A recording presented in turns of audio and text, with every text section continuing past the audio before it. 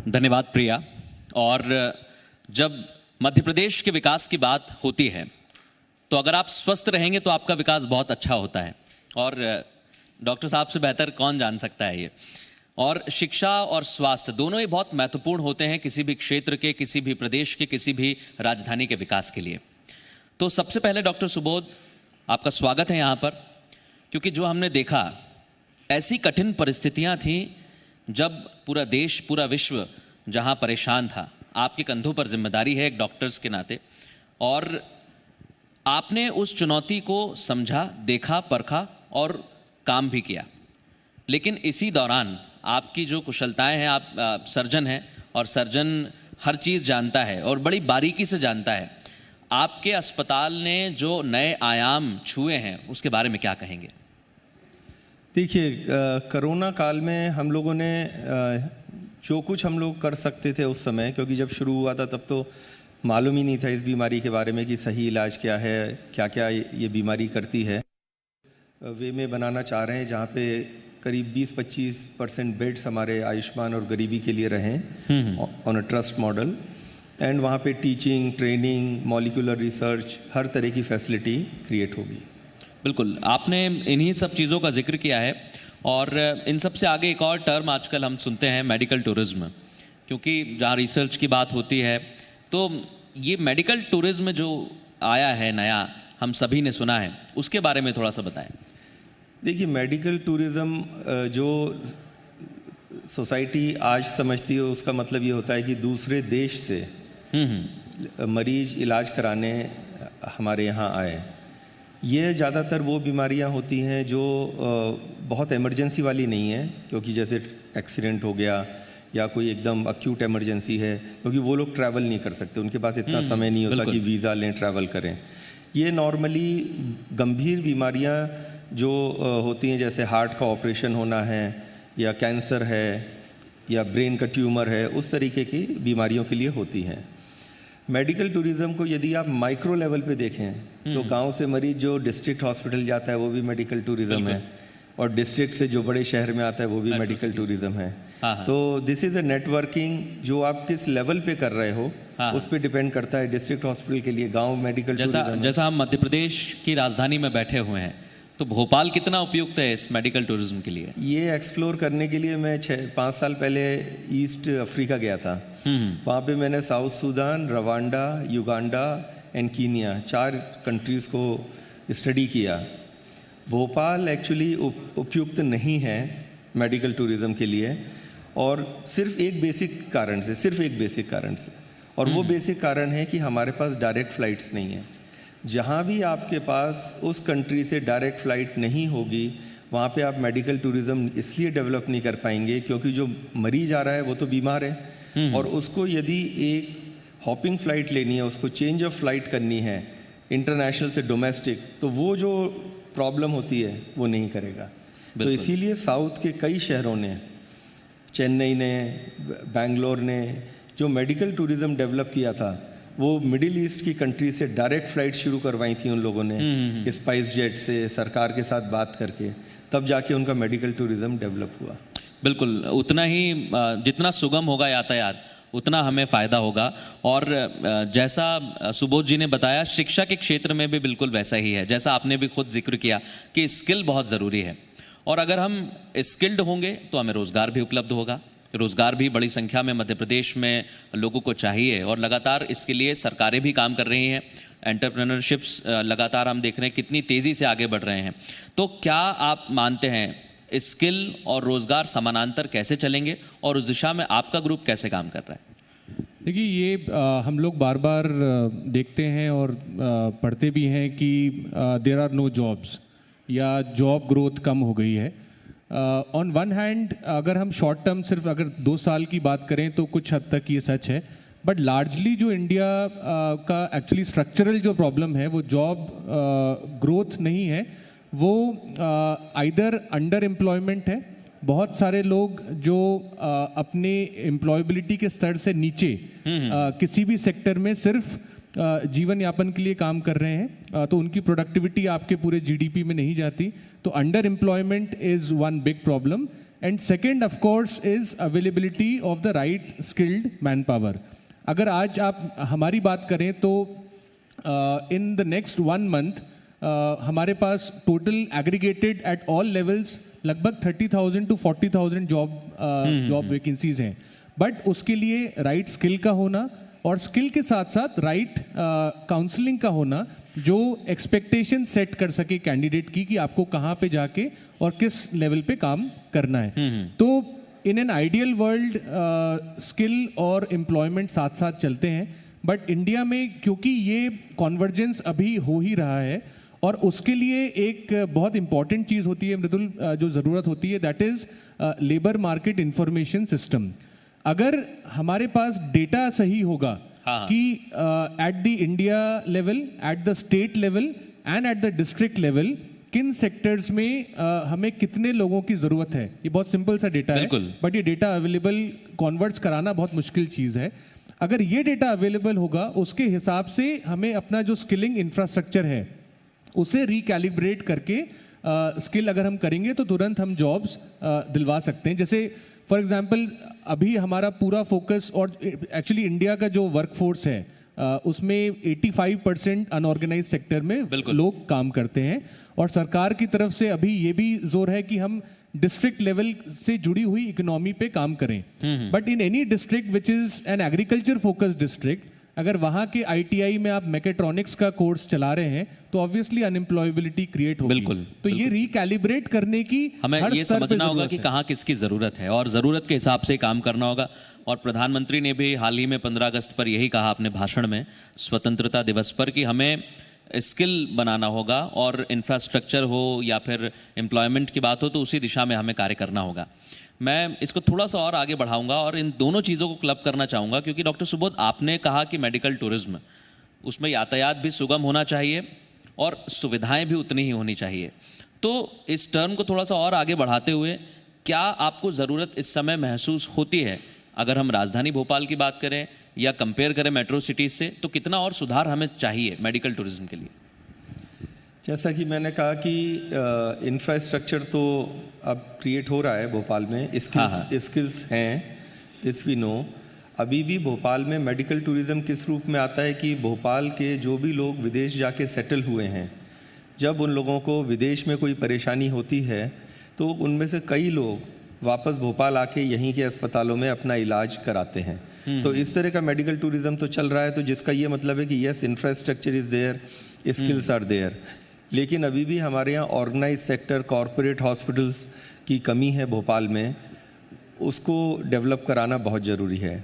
Direct flights तो मैं बोल ही चुका हूँ.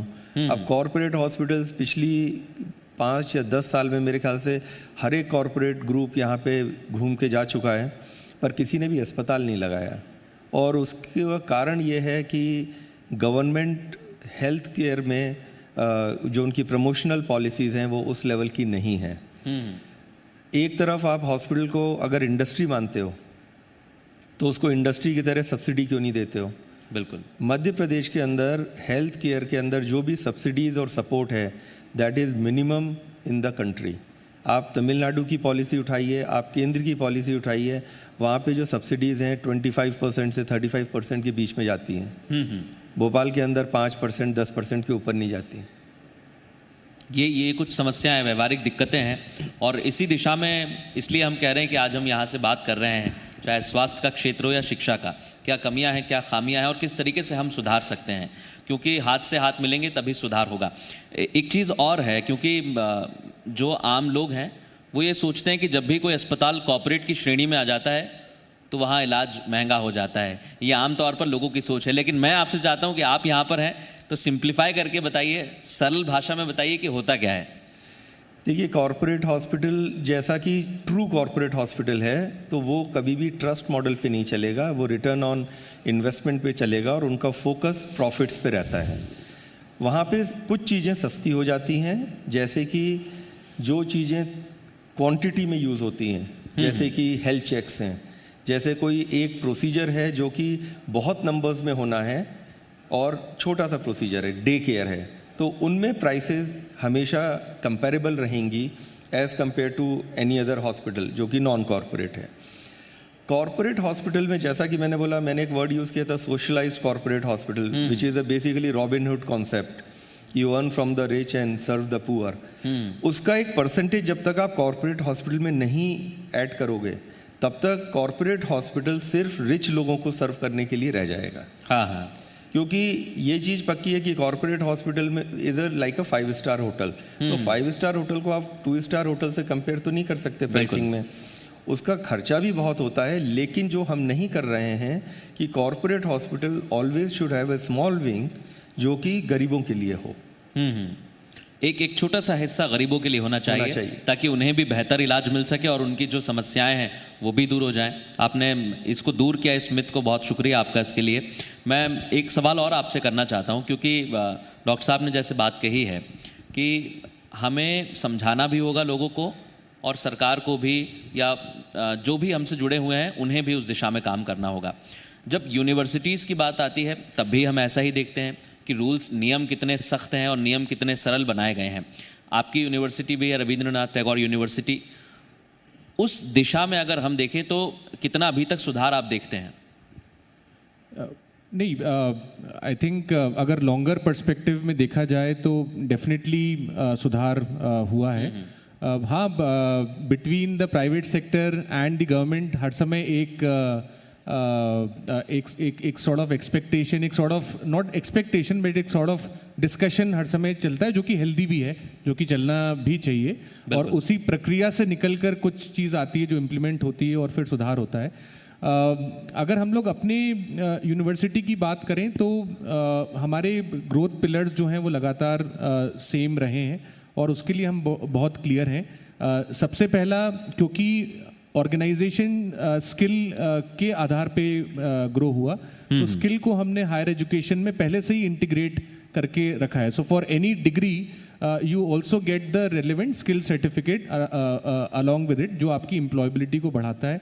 सो ये कॉन्सेप्ट NEP से पहले हम लोग इम्प्लीमेंट कर रहे हैं। सेकेंड, इनोवेशन, जो कि हम टीचिंग लर्निंग और उसके साथ साथ in terms of centres of excellence, हमने जो अपने एरिया के आसपास की ज़रूरत है उसके हिसाब से agriculture centre of excellence, renewable energy centre of excellence, refrigeration and air conditioning centre of excellence, and one centre of excellence जो कि इंटरनेशनल लेवल, जो जर्मनी में जो लेवल ऑफ ट्रेनिंग लैब है, उस लैब को हम पहली बार मध्य प्रदेश में लेकर आ रहे हैं फॉर आवर स्टूडेंट्स, जो कि hands on industrial training lab के रूप में स्टूडेंट्स को दिखा सकेगी। और थर्ड, मैं कहना चाहूँगा कि incubation and entrepreneurship and startups हमारा एक बहुत मेजर फोकस एरिया है। रविन्द्रनाथ टैगोर यूनिवर्सिटी के अंतर्गत यहाँ का अटल इंक्यूबेशन सेंटर, जो भारत सरकार नीति आयोग के अंतर्गत गवर्न होता है, वो रहता है। हम लोग लगभग 42 स्टार्टअप्स को अभी तक इंक्यूबेट कर चुके हैं। कोविड में हमारे 3 स्टार्टअप्स ने फंडिंग रेज की है, एक स्टार्टअप अक्वायर हुआ है बड़े ग्रुप के द्वारा। तो इस पूरे दौरान हमने इनोवेशन को रियली अपने आंखों के सामने होते हुए देखा है, और उसका जो ब्रीडिंग ग्राउंड है वो हमारा इंक्यूबेशन सेंटर है, जो आगे इस इनोवेशन को आगे और बढ़ा के चलेगा। बिल्कुल, ये आपकी उपलब्धियां ही हैं, क्योंकि यहाँ से जो शुरुआत की है, और जैसा आपने बताया कि स्टार्टअप्स को बड़ा फ़ायदा मिल रहा है, तो जो यंग जनरेशन है उसको भी आने वाले समय में उस दिशा में फ़ायदा होगा। ये बहुत अच्छी बात है। एक चीज़ और मैं जानना चाहता हूँ आपसे डॉक्टर सुबोध, क्योंकि हम काम करते रहते हैं और निरंतर जब काम करते हैं तो अपने लिए भी वक्त नहीं निकाल पाते हैं कभी कभी। तो कोविड की सेकेंड वेव में हमने देखा कि डॉक्टर्स ने इतना काम किया, इतने मास्क लगाए रखे, इतने घंटे कि उनके चेहरे पर भी निशान बन गए। हम तो लगातार कवर करते रहे, हम भी अपना धर्म निभाते रहे। तो कभी आप वक्त निकाल पाते हैं अपने लिए? 2-3 चीज़ें कहूँगा मैं। पहली चीज़, मेडिसिन को अगर आप प्रोफेशन समझ के काम करोगे तो फिर आपको स्ट्रेस होगा, because then you will try to find time for your self. पर यदि आपने उसको हॉबी बना लिया तो फिर वही आपका टाइम है। बिल्कुल। दूसरा, आपको मिक्स एंड मैच करना पड़ता है। जैसे ये होता है कि हम कहीं भी कॉन्फ्रेंस जाते हैं, वहाँ लेक्चर दिया तो बाकी के टाइम वहीं पे फिर टूरिज़्म भी कर लिया, और रात को जैसे लेट आए हॉस्पिटल से 9 साढ़े 9 बजे, तो कोविड के पहले तो ये होता था कि एवरी फ्राइडे नई पिक्चर रिलीज़ होती थी, तो 10:30 बजे का शो लेके चले जाते थे, तो उसमें फैमिली फ्रेंड सब से इंटरेक्शन भी हो जाता था। तो एक मैचिंग एक टाइम निकाल के करनी तो पड़ती है, क्योंकि डी स्ट्रेसिंग वहीं होती है। बिल्कुल, क्योंकि उस कठिन दौर में जब हर जगह नेगेटिविटी थी, अपने आप को पॉजिटिव रखना बहुत ज़रूरी है। तो ये मुझे लगता है कि सारे डॉक्टर्स भी सुन रहे होंगे, आपके जो साथी हैं जो लगातार आपके साथ काम करते हैं, उनके लिए भी फ़ायदे का सौदा है कि आप अपने आप की हॉबी बना लीजिए तो आपको फ़ायदा होगा। इसी के साथ साथ हमने देखा कि लोगों का स्ट्रेस दूर करने के लिए डिजिटलाइजेशन की तरफ हम आगे बढ़े, और शिक्षा के क्षेत्र में अब हम बहुत ज़्यादा डिजिटल हो रहे हैं। आपकी यूनिवर्सिटी आईसेक ग्रुप की अगर बात करें तो कितना आप अच्छे से देखते हैं ऐसे कि डिजिटल होना हमारे लिए और कितना ज़रूरी है या हम हो पाए हैं? एक्चुअली इसके दो पहलू हैं। जो सकारात्मक पहलू है वो तो डेफिनेटली जो रिक्वायरमेंट था जिससे हम पीछे थे, आईटी और डिजिटल की बात करें, बिल्कुल, तो उसको कैचअप करते हुए हमने सिर्फ पिछले 1.5 साल में काफ़ी लंबी जर्नी तय की है।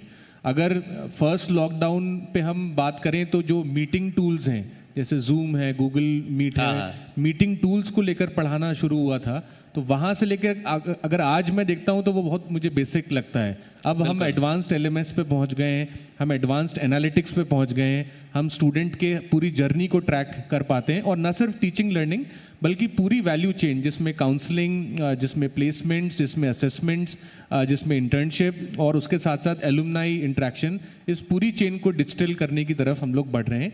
इस पूरे इंफ्रास्ट्रक्चर में एक कमी अभी भी है, जो कि कंटेंट की कमी है।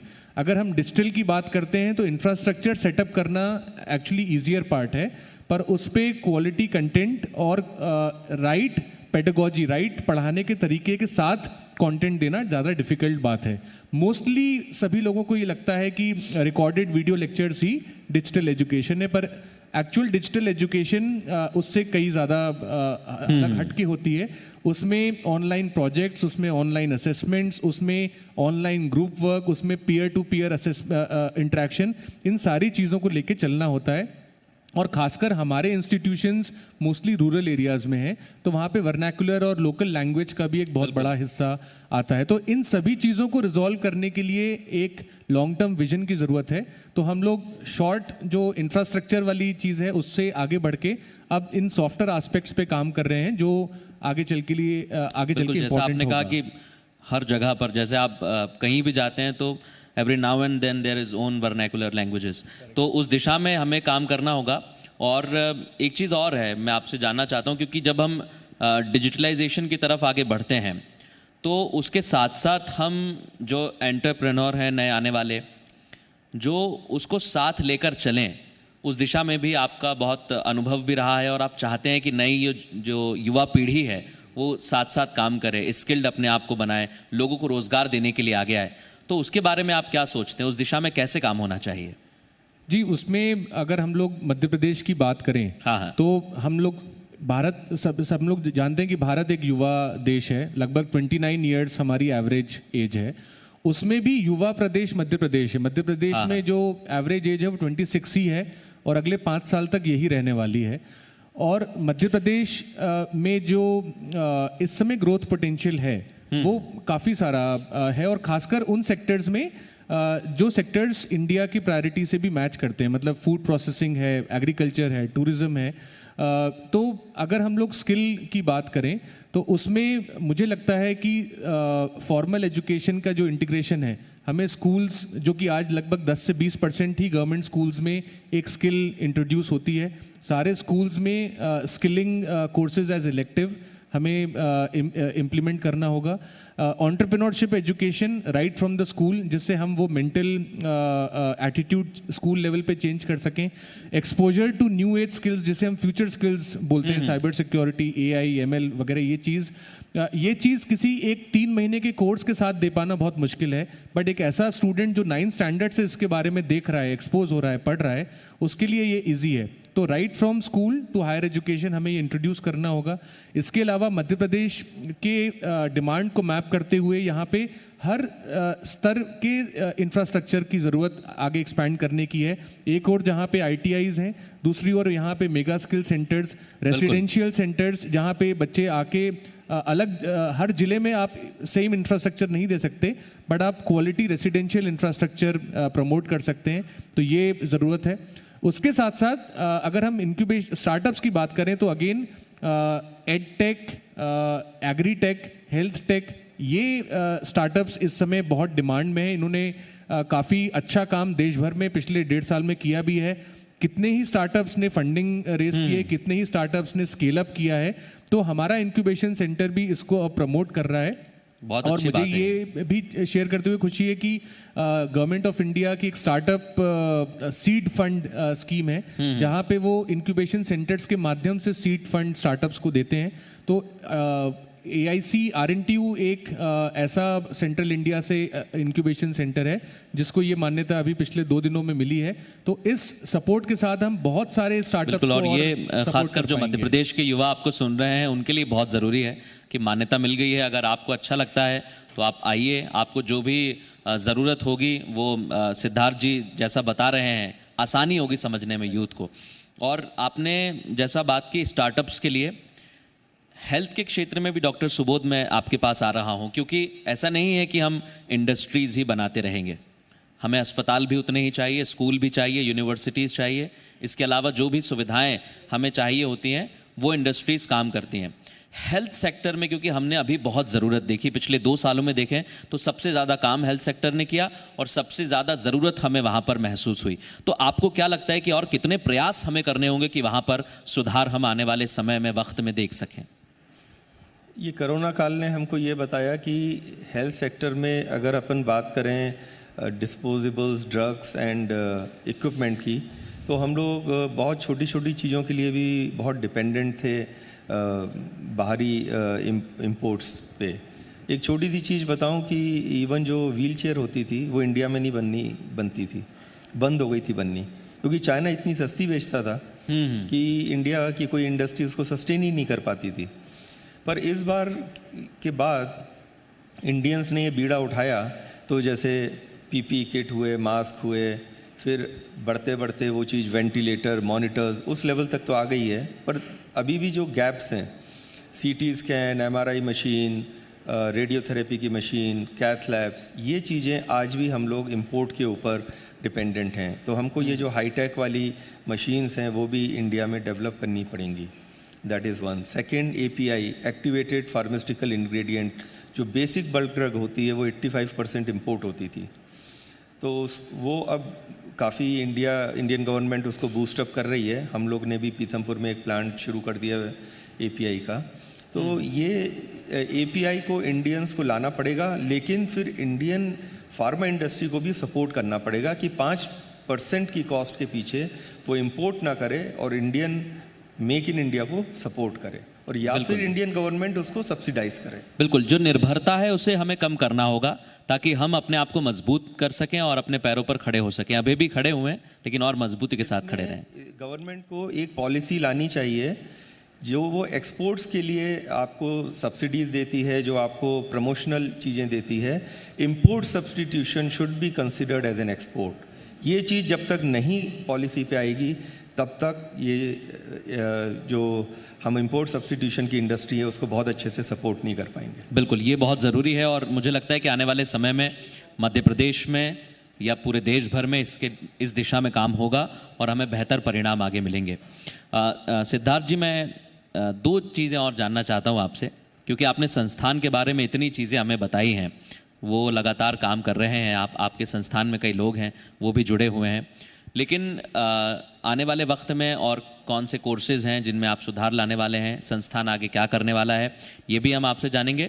और एक बात और, क्योंकि बैंकिंग के क्षेत्र में भी मैंने देखी आपकी रुचि भी है, तो उस दिशा में आप क्या कहेंगे? जी, जैसे मतलब हमारी इकोनॉमी अभी ग्रो हो रही है, तो सभी तरीके का जो टेक्नोलॉजी इंटरवेंशन है तो उससे फाइनेंशियल सर्विसेज सेक्टर भी अछूता नहीं रहा है। फिनटेक वर्ड हम सुनते ही हैं, और फिनटेक एरिया में भी बहुत सारे स्टार्टअप्स और इनोवेशन हुए हैं। हमारी कोशिश ये है कि हम लोग कुछ बैंक्स के साथ जुड़ के रूरल एरियाज़ में जो फाइनेंशियल इंक्लूजन सर्विसेज दे रहे हैं उसका एक बहुत बड़ा स्कोप आगे चलकर हम लोग देखते हैं, क्योंकि उसका सोशल इम्पैक्ट इतना पावरफुल होता है कि उसको आगे एक्सपेंड होना ही होना है। और उसमें हम लोग आज लगभग 5000 लोकेशंस कवर करते हैं। ये सारी पंचायत लेवल या मैक्सिमम सेमी अर्बन लोकेशंस होती हैं। इस 5000 को हम लोग अगले 3 साल में 20,000 लोकेशंस तक ले जाना चाहते हैं, क्योंकि ये सिर्फ बेसिक बैंकिंग सर्विसेज ही नहीं बल्कि अदर सॉफ्टवेयर एस्पेक्ट्स भी, मतलब सेविंग्स करने का जो एडवांटेज है, other banking products, easier loans, इन सारी चीज़ों को भी ग्रामीण इलाकों में देती हैं। उसके साथ साथ हम लोग फाइनेंशियल सर्विसेज से जुड़ के जो कैपिटल दिया जाता है, जो मतलब जो एक्चुअली अभी तक सिर्फ लार्ज फाइनेंशियल इंस्टीट्यूशंस करते थे, उस चेन को ब्रेक करके हम लोग ईजियर वे में और बिल्कुल ही सस्टेनेबल वे में इस सर्विस को भी रूरल एरियाज़ में ले जाना चाहते हैं। तो फिनटेक और फाइनेंशियल सर्विसेज हम लोग डेफिनेटली आगे ड्राइव कर रहे हैं। अगर आप बाकी संस्थान की बात करेंगे तो और कोर्सेज़ की बात करेंगे तो कोर्सेज़ में इस समय हमारा जोर एक तरफ ये है कि हम फ्यूचर स्किल्स से रिलेटेड कितने कोर्सेज़ को लाइव कर पाएँ। हमने आईसेक्ट फ्यूचर स्किल्स एकेडमी बनाई है जहाँ पे इन सभी फ्यूचर स्किल्स के कोर्सेज़ हैं, और उसमें कोर्सेज़ के साथ साथ उनके लाइव इंटर्नशिप्स और लाइव प्लेसमेंट्स हम लोग कैसे जोड़ सकते हैं। हम लोग एक जॉब्स ऐप भी बहुत जल्दी लाने वाले हैं जिसमें डिस्ट्रिक्ट लेवल जॉब सर्च हम आसान कर सकें और